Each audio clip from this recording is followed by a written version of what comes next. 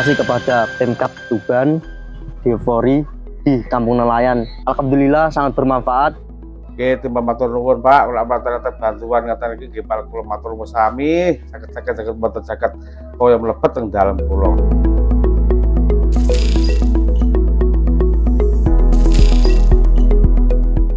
Assalamualaikum warahmatullahi wabarakatuh. Para panelis Nirwasita Tantra yang saya hormati, Kabupaten Tuban berada pada jalur Pantura dan deretan Pegunungan Kapur Utara, berbatasan langsung dengan Kabupaten Rembang. Kabupaten Tuban memiliki garis pantai sepanjang 65 km dengan luas daratan 1.839 km persegi. Pada tahun 2021, jumlah penduduk sebesar 1.242.302 jiwa. Dengan angka kepadatan penduduk mencapai 706 jiwa per kilometer persegi. Pada tahun 2021 tercatat jumlah investor baik berskala nasional maupun asing adalah sebesar 2.601, meningkat sebesar 440% dari tahun 2020.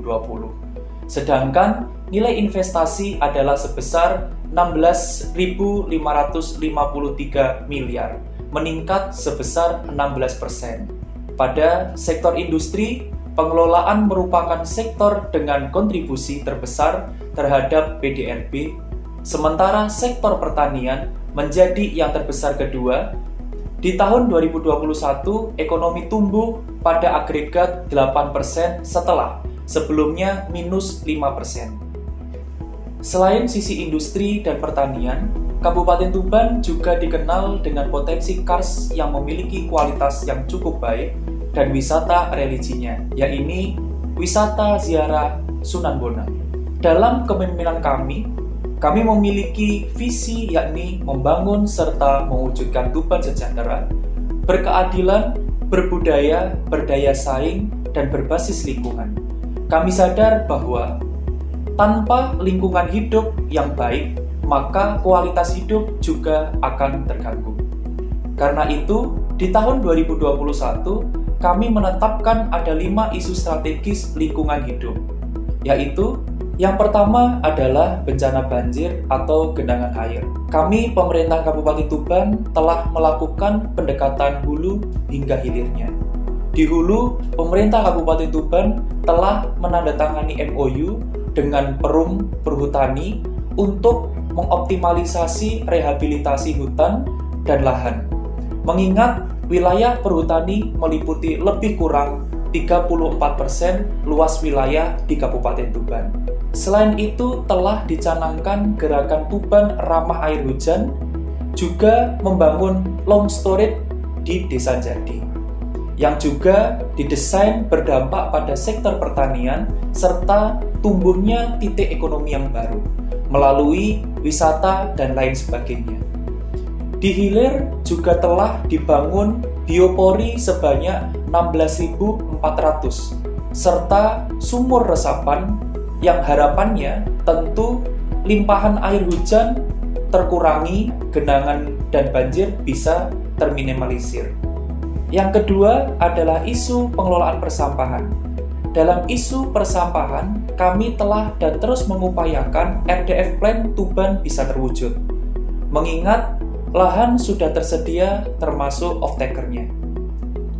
Sebagai kelanjutan dari gerakan Tuban Minim Sampah, kami bersama DPRD menyepakati Perda Nomor 4 Tahun 2021 tentang pengelolaan sampah plastik.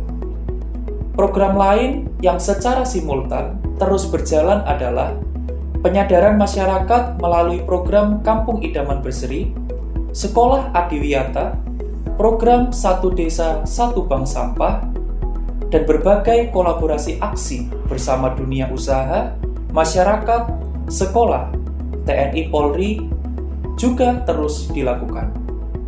Yang ketiga, alih fungsi lahan pertanian. Untuk mensikapi kondisi demikian, kami mengambil kebijakan hulu hingga hilir. Pada sektor hulu, pengendalian alih fungsi lahan pertanian dilakukan melalui perumusan kebijakan dalam rencana pembangunan jangka menengah daerah atau RPJMD dan kebijakan keruangan melalui rencana tata ruang wilayah atau RTRW Kabupaten Tuban dan juga rencana detail tata ruang atau RDTR, sehingga dapat dilakukan pengendalian alih fungsi lahan pertanian, terutama pada lahan pertanian sawah produktif. Hasilnya, produksi pertanian tetap terjaga bahkan meningkat.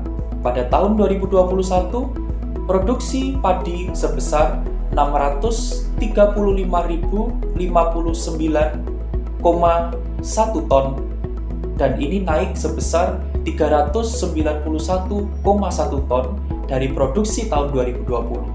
Tahun 2021, produksi jagung sebesar 758.213, naik sebesar 31.628 ton dari tahun 2020. Yang keempat adalah kualitas udara. Tantangan ada pada sektor industri dan transportasi. Selain penghijauan, optimalisasi ruang terbuka hijau pada sektor industri, pengawasan dan pemantauan udara yang rutin, yang terbaru, kami telah meluncing Car Free Night sebagai salah satu jawaban untuk kualitas udara yang baik. Car Free Night atau CFN adalah upaya kolaborasi antara Pemkab, swasta, dan masyarakat. Selain berdampak pada membaiknya kualitas udara, CFN terbukti membuka peluang ekonomi baru bagi masyarakat. Ada kurang lebih sebesar 322 pedagang dengan omset kurang lebih 71.600.000 per malamnya. Anak-anak suka main di sini, banyak makanan, banyak minuman, dan pastinya bebas polusi. Alhamdulillah dengan adanya Car Free Night omset dagangan saya meningkat. Yang terakhir adalah kualitas air. Di samping melakukan pengawasan langsung secara kontinu kepada industri, kami bersama DPRD menyepakati Perda Nomor 5 Tahun 2021 tentang pengelolaan air limbah domestik. Selain juga dibangun IPAL komunal sebanyak total 297 unit dengan terlayaninya sebesar 3.641 KK. Hasilnya ada 188 desa dalam status ODF. Wassalamualaikum warahmatullahi wabarakatuh. Assalamualaikum warahmatullahi wabarakatuh.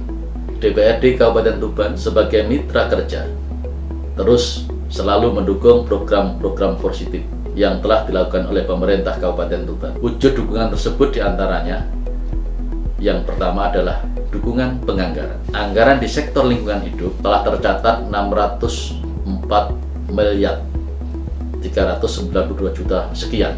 Anggaran ini meningkat 52% dari anggaran tahun 2021 yang sebesar 397 miliar 400 juta sekian. Termasuk anggaran tersebut tersebar di 11 organisasi perangkat daerah yang ada di wilayah Kabupaten Tuban. Dukungan yang kedua adalah di bidang legislasi.